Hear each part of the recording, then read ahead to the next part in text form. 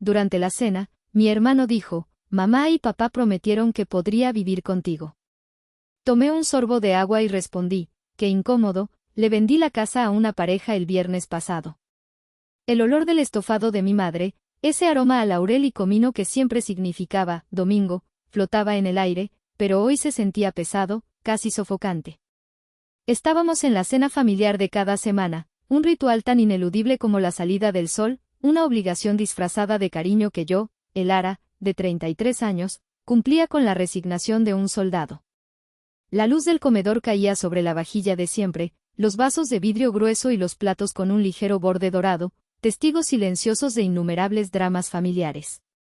Mi padre, Javier, estaba en la cabecera de la mesa, como siempre, leyendo el periódico deportivo mientras comía, emitiendo gruñidos de aprobación o descontento. Mi madre, Silvia, revoloteaba alrededor, sirviendo más puré de papas, arreglando un mechón de pelo de mi hermano, asegurándose de que la farsa de la familia perfecta se mantuviera intacta. Y luego estaba Dante. Mi hermano mayor. 28 años de edad con el alma de un adolescente perpetuo. Estaba recostado en su silla con una arrogancia estudiada, relatando su más reciente visión empresarial, con gestos grandilocuentes. Nadie parecía notar que llevaba la misma camisa de diseñador que mi madre le había comprado el mes pasado, probablemente con dinero que ella misma no tenía. Y entonces, ¡boom! La idea me golpeó, decía, agitando un tenedor en el aire. Una línea de mezcal artesanal con infusión de café de Veracruz. Es un nicho de mercado sin explotar, se los juro. Mi madre lo miraba con una adoración ciega. ¡Qué maravilla, mi niño! Siempre tan creativo. Yo me limité a pinchar un trozo de zanahoria con mi tenedor. Había escuchado esas visiones durante más de una década. Todas terminaban igual, con deudas, excusas y mis padres limpiando el desastre. Intenté concentrarme en mi copa de agua, en el frío del cristal contra mis dedos. Era mi ancla a la realidad en medio de aquel mar de ilusiones. Después de que el monólogo de Dante sobre el mezcal finalmente concluyó, mi madre carraspeó, con esa sonrisita nerviosa que siempre precedía a una mala noticia para mí. Bueno, familia, tenemos un anuncio muy feliz que hacer, dijo, juntando las manos sobre la mesa. Su mirada se posó en mí, expectante, suplicante. Dante por fin ha decidido sentar cabeza, buscar un poco de estabilidad cerca de nosotros. Sentí una punzada de esperanza, tan fugaz como ingenua. Ah, sí. ¿Encontraste un departamento?, le pregunté, intentando que mi voz sonara genuinamente interesada. Dante soltó una risita, como si mi pregunta fuera la cosa más tierna y tonta del mundo. Se sirvió un trozo generoso de estofado antes de responder, masticando lentamente, disfrutando del poder que tenía en ese momento. Algo mucho mejor, hermanita, dijo finalmente, limpiándose la comisura de los labios con una servilleta. Mamá y papá me prometieron que podía mudarme contigo. Digo, tu casa tiene 3 recámaras. Es un desperdicio que vivas sola. Además, necesito un lugar tranquilo, sin distracciones, para concentrarme en mi proyecto. El mundo se detuvo. El zumbido de la conversación, el tintineo de los cubiertos, el latido de mi propio corazón, todo se desvaneció en un silencio ensordecedor. Sentí como la sangre se me retiraba del rostro. Mi copa de agua, mi ancla, ahora se sentía pesada como una roca en mi mano. Levanté la vista. Mi padre había bajado el periódico y me miraba por encima de sus lentes, asintiendo lentamente, como si fuera su decreto final. Mi madre me observaba con esos ojos de cachorro suplicante, una expresión que había perfeccionado a lo largo de los años, una mezcla de ruego y mandato emocional que decía, hazlo por mí, no seas la mala. Mi casa. Mi santuario. El lugar que había construido con 9 años de sudor, de turnos dobles, de vacaciones canceladas y de incontables, no, gracias, estoy ahorrando. Las paredes que habían absorbido mis lágrimas de agotamiento y mis suspiros de alivio. Mi único espacio seguro en el mundo, reducido a una simple conveniencia para el eterno proyecto de vida que era mi hermano. La habitación de huéspedes se convirtió en la oficina de Dante, la tercera habitación, mi pequeño estudio, en el cuarto de meditación para su creatividad. Todo en cuestión de segundos, sin que mi opinión fuera siquiera una consideración. Estaban esperando mi sí, un sí que daban por sentado, el sí que siempre había dado. Mientras el silencio en la mesa se estiraba, mi mente se desconectó del presente y se precipitó hacia el pasado, abriendo las puertas de un museo personal y polvoriento, el museo de las promesas olvidadas y los sacrificios ignorados. Cada recuerdo era una pieza de exhibición, iluminada por la cruda luz de la injusticia. La primera sala estaba dedicada a la educación. Exhibición a las colegiaturas. Vi a mi yo de 18 años, sentada en el suelo de mi pequeña habitación, rodeada de folletos de la UANL, la universidad pública. Llenaba solicitudes de becas y préstamos estudiantiles bajo la luz de una lámpara barata, calculando cuántas horas necesitaría trabajar en la cafetería del campus para pagar los libros. Al mismo tiempo, en la sala de estar, mis padres descorchaban una botella de vino para celebrar la aceptación de Dante en el TEC de Monterrey. Un hombre necesita la mejor educación, las mejores conexiones para empezar, declaró mi padre con orgullo, firmando un cheque que cubría el primer semestre sin pestañear. Dante duró allí 2 años antes de decidir que la estructura académica reprimía su espíritu libre.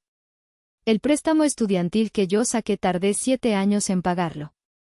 Nadie me organizó una fiesta por eso. Caminé mentalmente a la siguiente galería, la de las oportunidades de oro. Exhibición B, las inversiones, geniales. En el centro de la sala había una maqueta de un bar de mezcal que nunca existió y un perchero con 3 camisetas mal impresas. Recordé la emoción de mi padre cuando Dante, a los 24, le presentó un plan de negocios de 5 páginas para abrir una mezcalería conceptual. Mi padre le dio 150,000 pesos de sus ahorros para la jubilación. El bar nunca pasó de la fase de buscar el local perfecto. El dinero se esfumó en viajes a Oaxaca para investigar el producto y en equipo de sonido de alta gama. 2 años después, fue la marca de ropa Irónica. Otros 100,000 pesos para una impresora de camisetas y stock inicial. Dante vendió exactamente 12 camisetas antes de aburrirse. Cuando yo, ese mismo año, les pedí a mis padres un pequeño préstamo de 20,000 pesos para cambiar las llantas de mi viejo Tsuru y poder ir segura al trabajo, mi padre me miró con severidad. Elara, ya eres una mujer adulta. Tienes que aprender a administrar tus propias finanzas. El dinero no crece en los árboles. La última sala era la más dolorosa. Era la galería del silencio. No había objetos, solo paredes vacías que resonaban con todo lo que nunca se dijo. Exhibición C, el logro invisible. Recordé el día que firmé las escrituras de mi casa. Tenía 30 años. Estaba sola en la notaría. Mis manos temblaban tanto que apenas podía sostener la pluma. Cuando llamé a mis padres para darles la noticia, mi voz llena de una emoción que apenas podía contener, la respuesta de mi madre fue tibia. Ah, qué bien, hijita. Qué bueno que ya tienes donde caerte muerta. Oye, ¿no sabes si tu hermano ya comió? Nunca visitaron la casa durante los primeros 6 meses. No hubo brindis, no hubo felicitaciones. Mi mayor logro, la materialización de una década de sacrificios, fue recibido con la misma indiferencia que si les hubiera contado que había comprado un nuevo par de zapatos.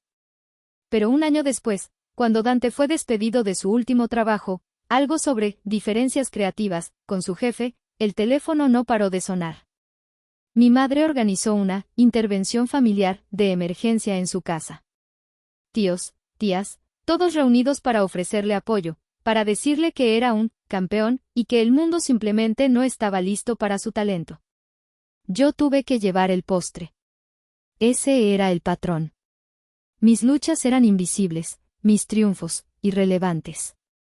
Las crisis de Dante, sin embargo, eran emergencias nacionales que requerían la movilización de todos los recursos, principalmente los míos. Mi éxito no era para mí y era la red de seguridad para sus fracasos. Y ahora, mi casa, mi fortaleza, no era más que el siguiente recurso a ser explotado, el siguiente sacrificio que se esperaba de mí en el altar del niño de oro. El silencio en la mesa ya no era incómodo. Era una declaración de guerra. Con el peso de una década de injusticia sobre mis hombros, logré encontrar mi voz. creo que eso es algo que deberíamos discutir en privado, dije, mi tono más gélido de lo que pretendía. La sonrisa de mi madre vaciló. Pero, Elara, no hay nada que discutir. Es una solución perfecta para todos. Para todos menos para mí, al parecer, respondí, dejando mi tenedor sobre el plato con un chasquido deliberado. Necesito ir a la cocina por más agua. Era una excusa. Necesitaba escapar de sus miradas, reagruparme. Mi madre me siguió, como yo sabía que haría. Apenas cerré la puerta de la cocina, ella comenzó su ataque, suave y letal como siempre. Elara, por favor, susurró, agarrándome del brazo. Su tacto se sentía como una jaula. No hagas una escena. Tu hermano te necesita. Ha estado muy deprimido últimamente. Esto le daría el impulso que necesita para salir adelante. ¿Y yo, mamá?, pregunté, mi voz un susurro ronco. ¿Alguien ha pensado en lo que yo necesito? Necesito mi espacio. Necesito mi paz. Trabajo 12 horas al día en un ambiente increíblemente estresante.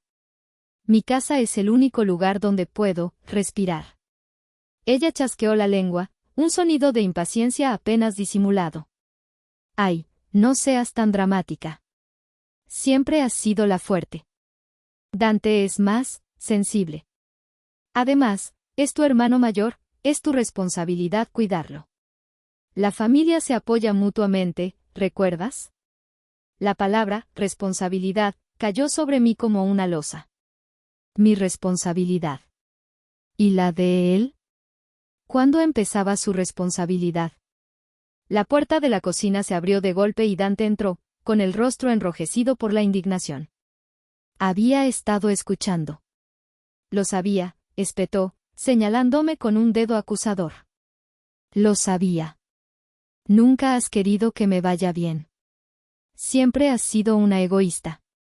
Desde que éramos niños. Te da envidia que yo tenga ideas, que yo sea creativo, mientras tú solo eres una oficinista aburrida. Miré a mi madre, esperando que interviniera, que defendiera a su hija del ataque verbal de su hijo. Pero ella permaneció en silencio, su mano todavía en mi brazo, su silencio una aprobación tácita.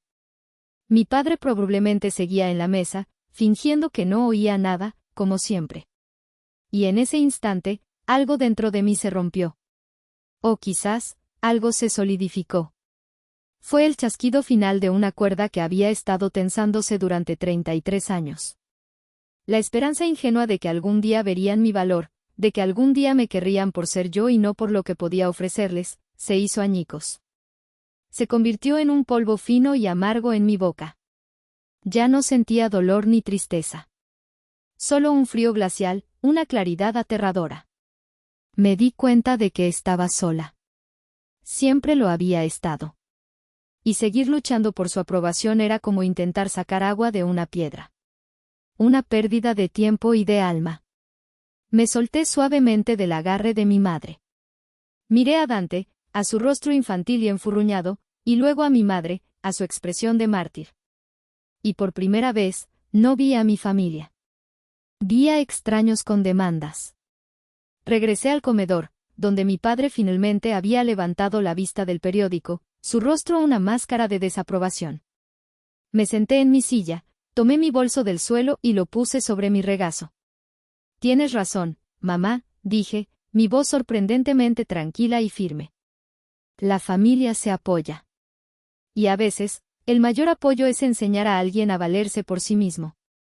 Mi madre y Dante regresaron a la mesa, confundidos por mi repentino cambio de actitud. Ella me miró, esperando que continuara, que cediera. Está bien, dije, y una sonrisa genuina, aunque pequeña y afilada, se dibujó en mis labios. Entiendo. Entiendo perfectamente todo. Y lo hacía. La guerra no se ganaría discutiendo. Se ganaría con acciones. Y yo ya había lanzado mi bomba atómica. Solo que ellos aún no lo sabían. Mi calma no era una rendición. Era la quietud que precede a un terremoto. Mientras ellos volvían a sus planes, asumiendo mi silencio como un consentimiento, Mi mente se refugió en la verdad que había estado ocultando durante las últimas 6 semanas, una verdad forjada en el fuego del pánico y la desesperación.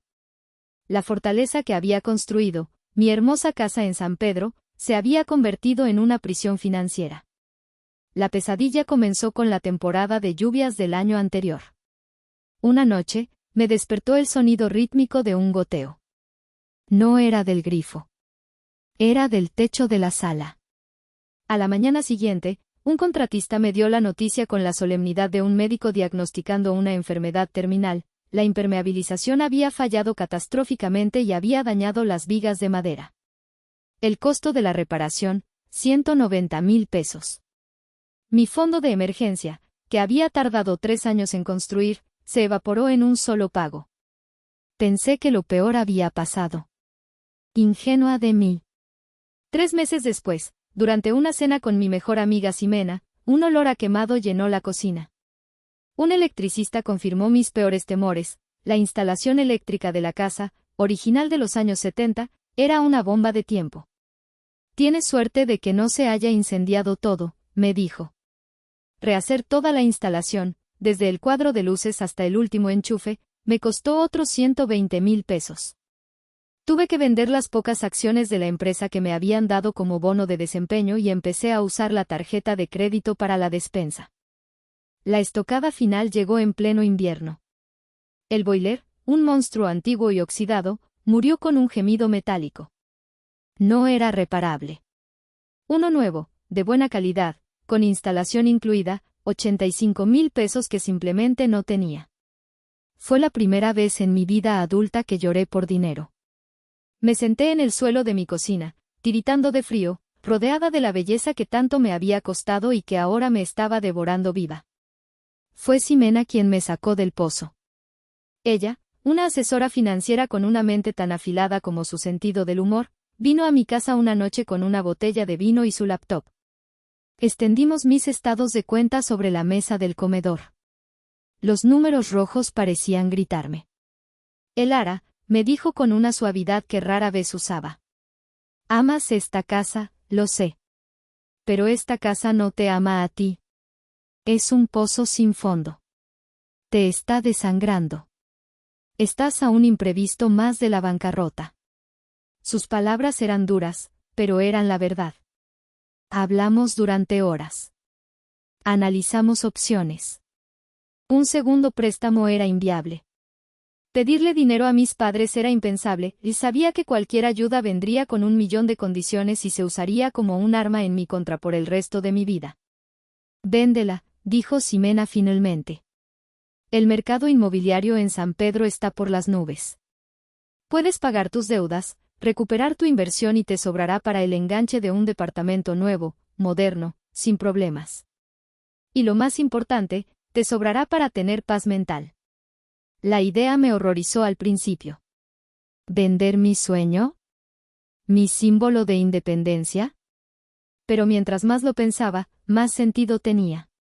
La casa había dejado de ser un santuario para convertirse en una fuente de ansiedad constante.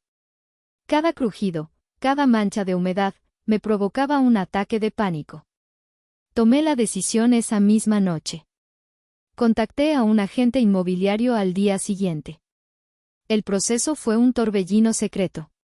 Mostraba la casa los fines de semana, inventando excusas a mi familia sobre por qué no podía ir a comer. Empacaba mis cosas más personales por la noche, sintiendo una mezcla de duelo y alivio. Encontraron un comprador sorprendentemente rápido, una pareja joven, maestros, cuyos ojos brillaban al ver el jardín trasero. La negociación fue breve. Firmamos los papeles un viernes por la tarde, 2 días antes de esa fatídica cena de domingo. El dinero ya estaba en mi cuenta, una cifra que me hacía sentir mareada. Después de pagar las tarjetas de crédito y devolverle el dinero a Ximena, todavía tenía una cantidad sustancial. Lo suficiente para un nuevo comienzo, lejos de goteras, cables quemados y, sobre todo, lejos de las expectativas de mi familia. Esa era mi bomba atómica. Un secreto guardado bajo 7 llaves, esperando el momento perfecto para detonar. Y Dante, con su arrogancia, acababa de encender la mecha. De vuelta en la mesa del comedor, la atmósfera había cambiado. Mi aparente aceptación había disipado la tensión. Ahora, la conversación era un torbellino de planes entusiastas sobre la inminente llegada de Dante. «Podemos poner tu escritorio grande junto a la ventana del cuarto de huéspedes, hijo», decía mi madre, con los ojos brillantes. «Así te da la luz de la mañana para inspirarte.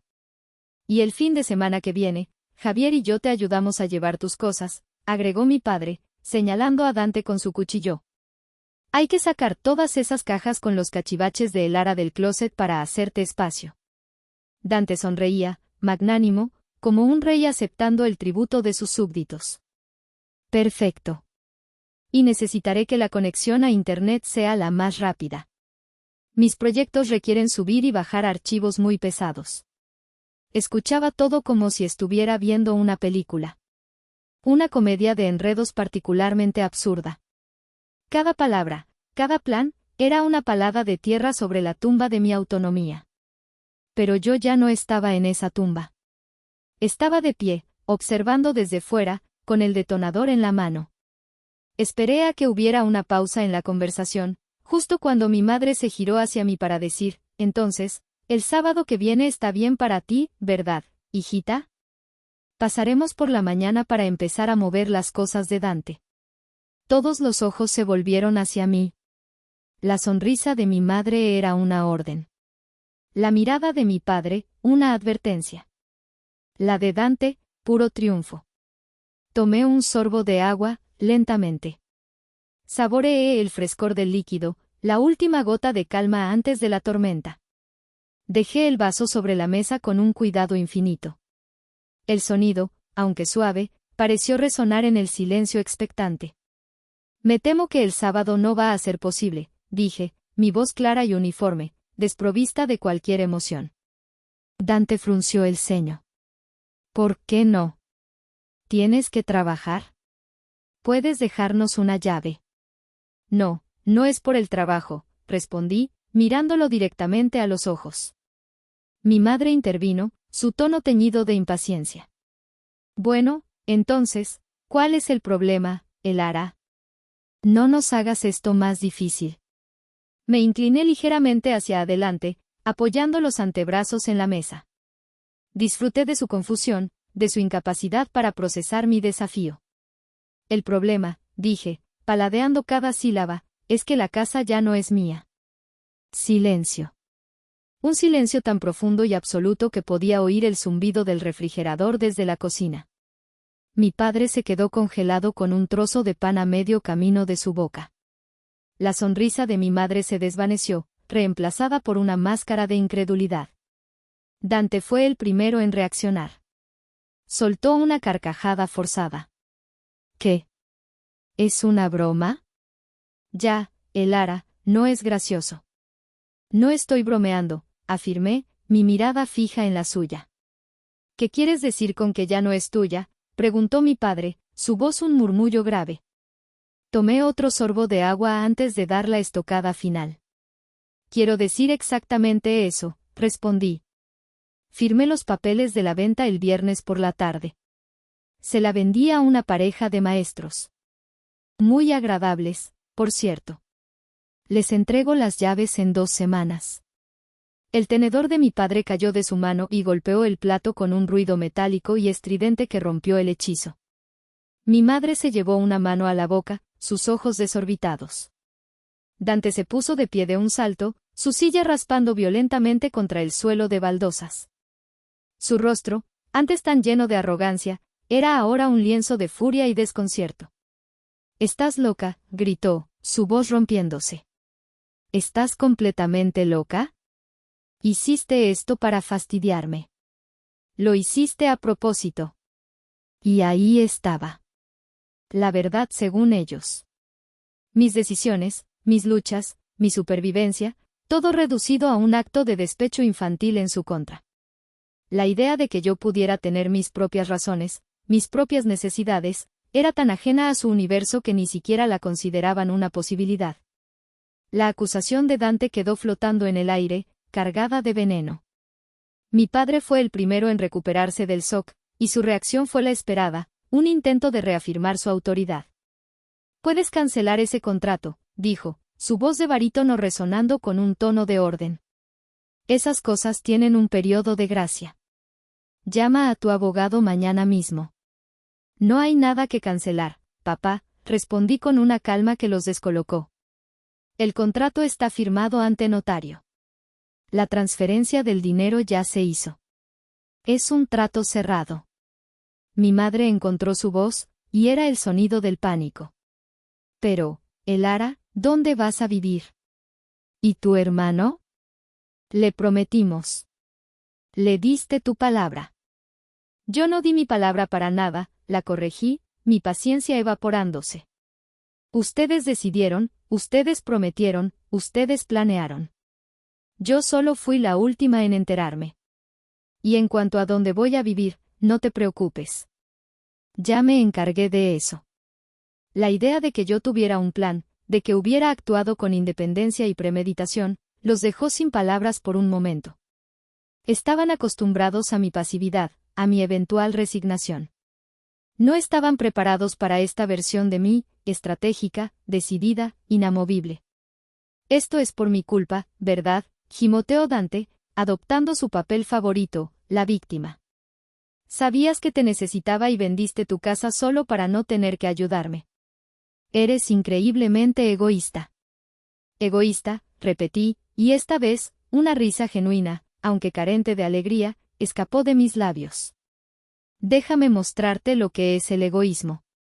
Saqué mi teléfono del bolso. Mis dedos se movieron con rapidez por la pantalla, abriendo la carpeta que había preparado para este mismo momento. La había llamado realidad. ¿Recuerdan la impermeabilización del año pasado?, pregunté, girando el teléfono para mostrarles la factura digital de 190,000 pesos. Aquí está.